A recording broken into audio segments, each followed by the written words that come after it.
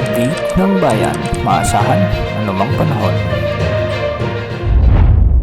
Magandang araw po sa ating lahat. Ngayon ay araw ng Lunes, November 10, 2025 at narito na ang pinakuling update sa magiging lagay ng ating panahon. Napanatili ng bagyong Uwan ang kanyang lakas bilang typhoon category habang ito ay kumikilos ng pakanluran hilagang kanluran sa bahagi ng West Philippine Sea. Huling namataan ang sentro ng bagyong ito sa layong 125 kilometers kanluran hilagang kanluran ng Bacnotan, La Union. Taglay pa rin ng typhoon Uwan ang kanyang lakas bilang 150 kilometers per hour malapit sa gitna at pagbugsong umaabot sa 230 kilometers per hour. Kumikilos ito ngayon ng pakanluran hilagang kanluran sa bilis na 20 kilometers per hour. Medyo malawak pa rin ang sirkulasyon ng bagyong ito at meron itong sukat na maabot sa 780 kilometers mula sa gitna. Dahil dito, masungit na panahon pa rin ang inaasahan sa malaking bahagi ng Central at Northern Luzon at nakataas pa rin ang tropical cyclone wind signal number 4 sa kanlurang bahagi ng Nueva Vizcaya, sa kanlurang bahagi ng Mountain Province, ang southern portion ng Abra,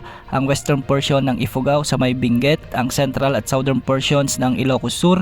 Signal number 4 pa rin sa buong La Union at ang northern portion at western portion ng Pangasinan. Pinag-iingat natin ang mga lugar na ito dahil makakaranas pa rin ang mga lugar na ito ng masungit na panahon at mabagsik na pag-ulan o pagbugso ng hangin dulot ng Typhoon Uwan. Nakataas pa rin ang tropical cyclone wind signal number 3 sa kanlurang bahagi ng Isabela, ang southern portion ng Apayao sa buong Kalinga, ang nalalabing bahagi ng Ifugao, ang nalalabing bahagi ng Abra, ang nalalabing bahagi ng Mountain Province, ang northwestern portion ng Quirino, ang southern portion ng Ilocos Norte, ang nalalabing bahagi ng Ilocos Sur, nalalabing bahagi ng Pangasinan, nalalabing bahagi ng Nueva Vizcaya, ang northern portion ng Nueva Ecija, ang northern at central portions ng Tarlac at ang northern portion ng Zambales. Samantala nakataas naman ang signal number 1 at signal number 2 sa nalalabi pang bahagi ng Luzon at ilang bahagi ng Southern Luzon. Patuloy nating pinag-iingat ang ating mga kababayan na nasa ilalim pa rin ng tropical cyclone wind signals dahil posible pa rin ang banta ng mga biglang pagbaha at pagguho ng lupa, lalo na kung may mga umiiral na katamtaman hanggang sa kung minsan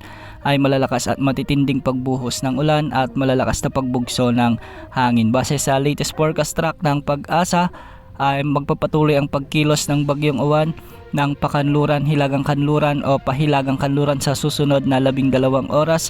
Pagkatapos ay kikilos ito ng pahilagang kanluran o hilaga-hilagang kanluran habang ito ay nasa West Philippine Sea. Inaasahang lalakas muli ito bukas at inaasahan rin na makakalabas na ito sa ating area of responsibility. Pagsapit ng Huwebes, inaasahang papasok muli ito sa ating PAR sa hilagang bahagi at posibleng maglandfall naman ito sa kanlurang bahagi ng Taiwan sa araw ng Huwebes. Sa nalalabing bahagi ng bansa makakaranas naman ng maulap na kalangitan at may mga pagbugso ng hangin at pag-ulan pa rin, dulot pa rin ito ng epekto ng bagyong Uwan. Mag-ingat pa rin po tayong lahat. Yan muna ang latest sa lagay ng panahon. Ito po ang weather update ng bayan, maaasahan anumang panahon.